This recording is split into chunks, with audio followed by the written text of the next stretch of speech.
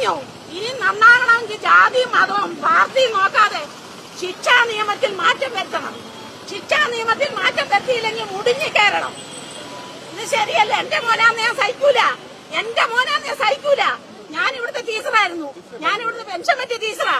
ഞാൻ പ്രതികരിക്കാൻ തന്നെ വന്നതാണ്. എനിക്ക് സഹിക്കുന്നില്ല. ടിവിയുടെ മുന്നേ ഇരുന്നിട്ട് എന്തുവാ ടി വി കാണുന്ന മുഴുവനും? എന്തൊരു സങ്കടമാ കാണുന്നേ. ടീച്ചർമാരെ ശരിയായ രീതിയിൽ പരിശീലിപ്പിക്കുക, രക്ഷിതാക്കളെ ശരിയായ രീതിയിൽ കൗൺസിലിംഗ് കൊടുക്കുക, ശിക്ഷാ നിയമത്തിൽ മാറ്റം വരുത്തുക. ഗൾഫിലൊക്കെ നടത്തുന്നവരാണ് ശിക്ഷ ഇവിടെ വരണം.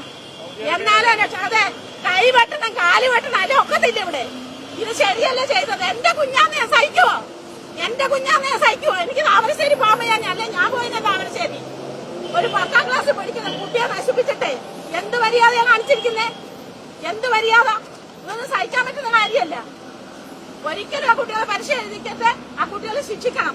മാതൃകാപരമായ ശിക്ഷ കൊടുത്തിരിക്കണം ആ കുട്ടികൾക്ക്. 15 ബാല